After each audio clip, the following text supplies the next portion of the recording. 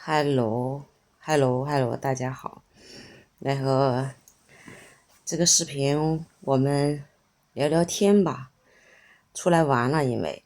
这会在旅店，在旅馆，待着无聊。这两天跑到大兴安岭，然后又跑到漠河，又跑到内蒙古，现在在齐齐哈尔。因为我是南方人嘛，没来过北方，大家都知道我在北京，那北京是我去过最北的城市，所以这次就跑到那个更北的地方来走一走，然后感觉这边好大好大，然后这会儿已经出来好多好多天了，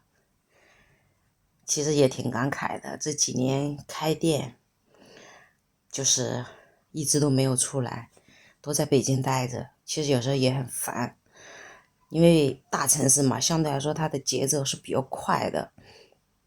人都觉得好久自己没有放松过了，所以这次就出来走走。现在已经是第6天了，再有个2、3天我们就回北京了。所以这会儿吃完饭在酒店待着，然后想到我这几天也没有更新视频，所以就录个视频跟大家聊聊天。因为我拍视频这么多年来，我好像发采耳的视频发了最少也得3年了吧，我印象当中3年了。有时候我看最早以前我自己拍的视频，我的头发都好长，快到腰了，然后我又把头发剪了，剪短之后，然后我头发又长到腰这里来了，然后我现在又剪了，我就看我这个头发长短长短，我就觉得时间过去好久好久一样的那种感觉。所以我就有时候真的是，就觉得岁月不饶人呐，岁月不饶人。所以聊聊天吧，就突然间那天也想说跟大家聊一聊，就是聊一下我为什么会做这个工作，然后我又是为什么会发视频，然后那么多人会看我的视频。我为什么会做这个工作，是因为想要自由，因为上班相对来说你的时间没那么自由嘛，然后要带孩子啊什么的，然后我说那我就找个事儿干，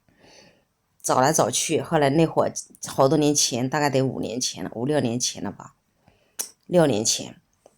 那会儿采耳还没这么流行，但是已经有了，北京最起码也有个知道的采耳店，应该已经2、3个，然后我就跑到一个做的时间比较久了，人家开了得有1年多2年了，他那会儿在北京采耳特别火，我就去他家做了一个采耳，做了一个洗眼，做了个洗耳，我印象特别深。我就做了3个项目，做完之后我说这活不挺简单的吗？后来我又找了另外一个店，其实那个店我一讲很多人都知道，因为后来他全国做了好多加盟，我要去他那里学了2天，其实啥也没学。你现在想想2天你啥也学不到，然后我就觉得说挺简单的，我学会了，然后我就自己弄了个小门脸，一个人都没有，然后我就先想来个耳朵干净的，我还能应付一下，给他掏一掏。我说要是来个耳朵堵了的人怎么办？我可弄不了，因为我在那2天他已经让我接触一个客人了，当时就有一个客人耳朵的3区耳膜上是有东西的，我是弄不出来的。然后我其实心里是犯嘀咕的，但是后来也就这么一步步走过来了吧。更多的就是出去学习，店已经开了嘛，然后我会招人，招到有的熟手，那我就会跟别人学，跟熟手学，然后我就自己出去各个采耳店去采耳，然后线下会接触很多的客人，慢慢你就去想，怎么样采耳是最舒服的，那你如何把这个事情做得更专业，然后再后来就出现好多采耳店，专业的不专业的就很多，然后因为我一直做的还是要想着说我们又做了一个采耳店，还是要做专业的采耳店嘛，所以一直会奔着往更专业的方向走。所以这么多年在一个地方干下来，就周围还是会积攒了很多老客户，还是对我们比较认可的，反正就这样一直干到现在。然后就一直干，反正干到现在，中间肯定也挺难的。后来又疫情嘛，疫情那会儿开了到3家店、4家店的时候也不挣钱，然后也亏本啊什么的。哎呀，所以大家都以为说啊，好多人会问我说你这几年刚才会不会挣很多钱啊？其实真没挣什么钱，就是会比上班舒服一点。说白了，真的会比上班舒服一点。然后到现在吧，疫情也过去了，然后我自己就会觉得比较舒服的点就是，我们在我们那个地方相对来说已经算稳定了，因为后来疫情我就把其他的店也关了嘛，把那个最早我开的第一家店是个小门脸，我给它现在扩大了一点点。所以当时还是在那个位置啊，只是搬到马路对面去了，然后把其他的店都关了，也不干了，因为操心嘛，人员也不好找，然后有时候技术你也不太好统一，你不盯着的话，它的技术相对来说有的人就不稳定，所以后来我做这个，反正我觉得我最闹心的一件事，或者我最不喜欢的就是有客人跟我反映说他们做的不好，我就特别闹心，我就觉得为什么可以做的不好啊？那做的不好一定是我培训嘛，对不对？一定是我最大的问题。反正我就很不喜欢这一点，所以后来我就说，那我别的店我也顾不了那么多了，我就不干了，就一个店，反正能养活自己就行。然后到现在也没有再想去又开店的欲望了，就觉得干好眼前的事儿吧，挺好的，就不想那个节奏那么快了，反而想节奏慢下来。我觉得这也是大部分人的心态吧，就是普通人的心态。我就是年纪大了不想折腾，我觉得我以前有的是精力，就想折腾，你别人行的我一定行，就那种。现在真不行了，现在就想慢一点，再慢一点，然后悠哉悠哉的就行了，钱多钱少都无所谓了，只要有的吃有的住，饿不死就行了。然后我现在工作我如果能做好，哎，客户能认可我们的手艺，我就觉得很有满足感。我现在就这种状态，这是为什么做了这个行业啊，做这个工作。然后还有就是说说为什么拍视频吧，那也是干了得有2年之后了吧，也是疫情，相对来说没那么忙。我自己在之前第3家店待着的时候，然后有一个小男孩，大家都看过那个视频，那个时候我还没发视频，他那个视频也是碰巧了，流量特别高，你知道吧？我之前一点都没想过我自己要拍视频录，你知道，就是他拍完之后发了，我也是从那个时候才知道有哔哩哔哩的，然后我就上去看。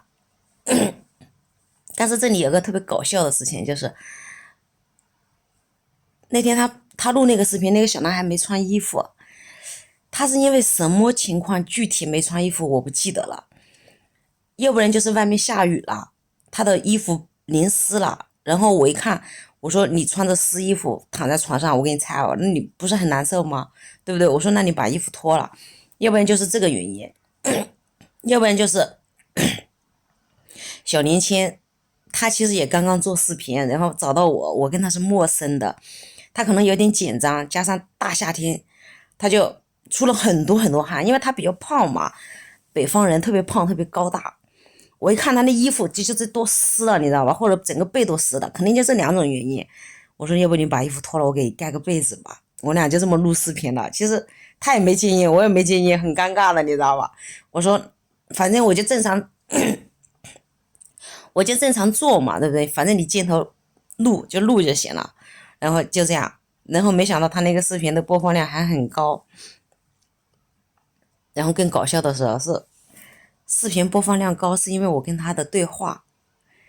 我跟他的对话在当时来说，我也会有一点点心理嘛，觉得哎你在录视频，那就讲一点什么嘛，对不对？或者是说讲的专业一点点嘛。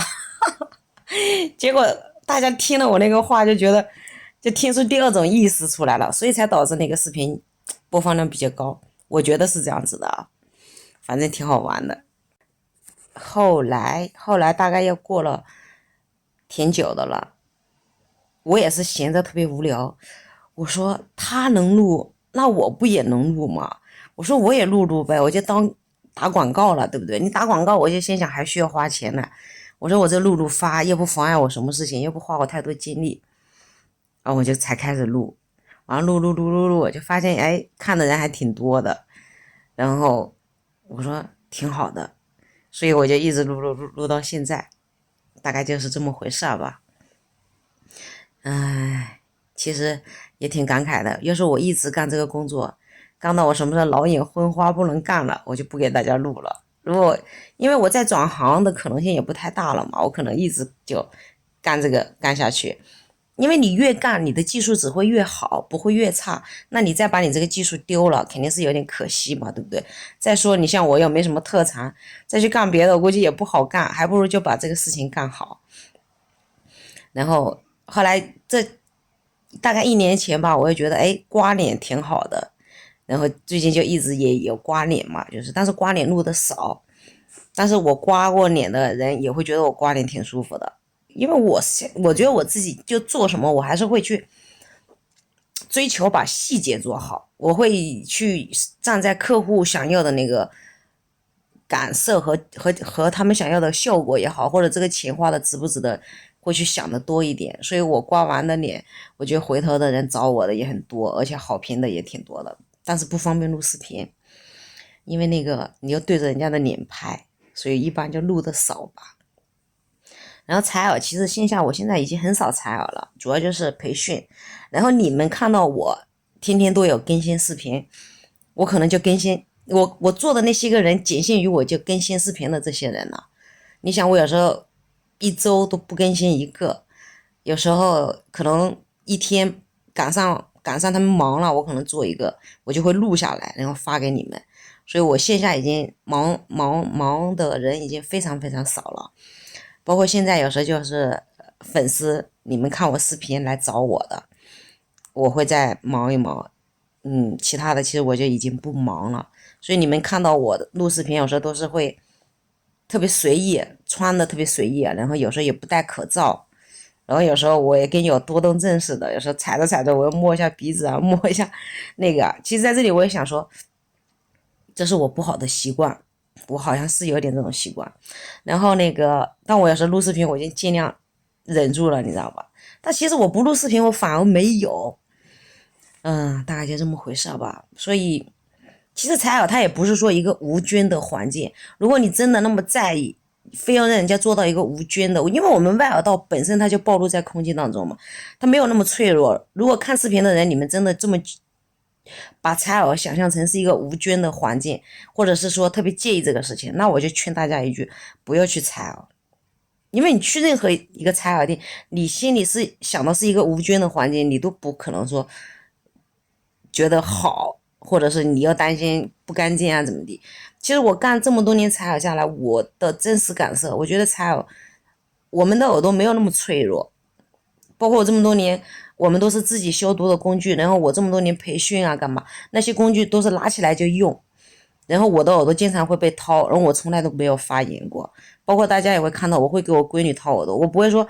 给我闺女掏耳朵，我的工具我再重新消毒一遍。我们就是常规店里的一套消毒的流程。给闺女那就是掏耳朵就摆在那里，闺女来了什么时候给闺女掏都是拿起来就用。包括我们店里的员工，我们要练手法什么都是拿起来就用，所以它没有那么大家想的那么夸张，说掏耳朵一定会发炎啊或者怎么样。这个东西它是一个意外。